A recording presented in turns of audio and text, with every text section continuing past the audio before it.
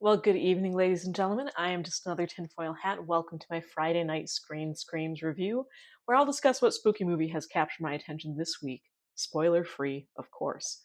Today, as summer is, I don't really want to say drawing to a close, but it's definitely like, it's nowhere near midsummer. I'll be reviewing Ari Aster's 2019 masterpiece of folkloric horror, Midsommar. The film opens and shows really in painful detail the failing relationship between American student Danny and her boyfriend Christian, whose plans to break up with her are derailed when Danny's sister ends herself and their parents with intentional carbon monoxide poisoning. All this, and it is indeed a traumatic and deeply just tragic, sad, disturbing, sequence of shots, just one right after the other, of this failing relationship, this ultimate, tragedy to befall this family. And that's right before the title sequence even rolls, which, when it does, it shows the title, Midsommar, over this raging snowstorm, which was just, in my opinion, an absolutely perfect portrayal of, the title sequence.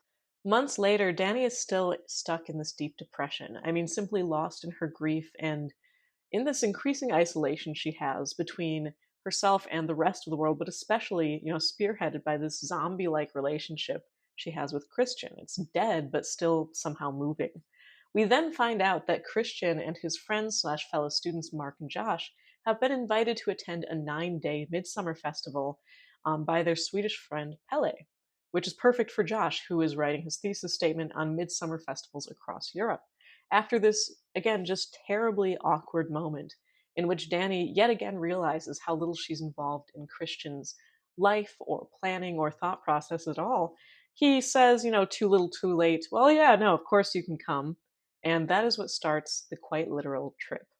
From the moment that they arrive in Sweden, the group is offered psychedelic mushrooms, which Danny, through her boyfriend Christian, is kind of pressured into partaking of. It's one of those, well, if you don't do it, I won't, even though he really wanted to, type moments.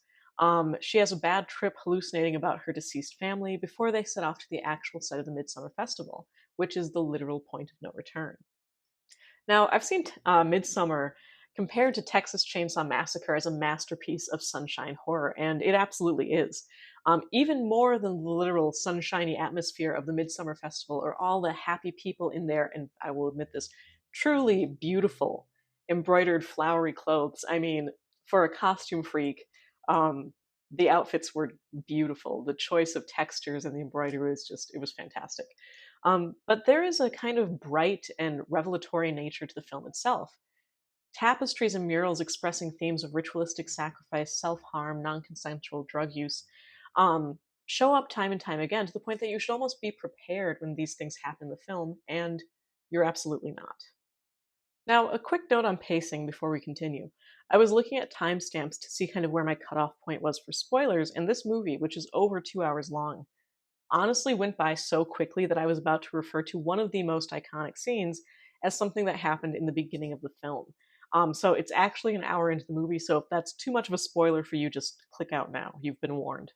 Once this scene happens, the hits just keep coming, and the scene is, of course, the Atastupa ceremony, in which two village elders literally self sacrifice by throwing themselves off of a cliff. It is gory, terrible, visceral, and truly, truly gruesome, and made all the worse by the response of the outsiders, including Danny, to these two people's grisly deaths. However, it's made even eerier by the response of the cult, who are just absolutely unfazed at what has just occurred.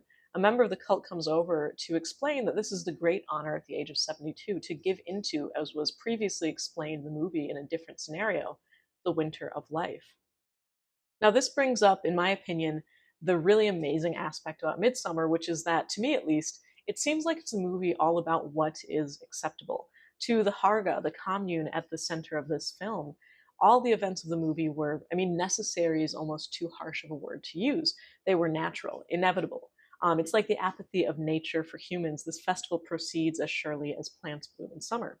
And I'll have more to comment on that concept in part 2 of this episode, which is available through my Patreon, as it will involve major spoilers. To sum this whole thing up, I will say that I came away from watching this movie not really feeling like I had watched a horror movie so much as a very trippy, mind bending comic tragedy with some of the most deviant horror scenes I have ever seen, couched in truly an extremely beautiful, bright, sunshiny setting. Well, if you've seen this movie, feel free to offer your opinion in the comments below. And if you haven't and want to see literally one of the most gorgeous movies ever, combined with the most gruesome horror scenes ever, I suggest giving it a watch. I truly enjoyed it. If you want spoilers and to hear my opinions and comments on them, check out Just Another Tinfoil Hat on Patreon to hear part 2 of this video. For today, I am Zelia Edgar, signing off.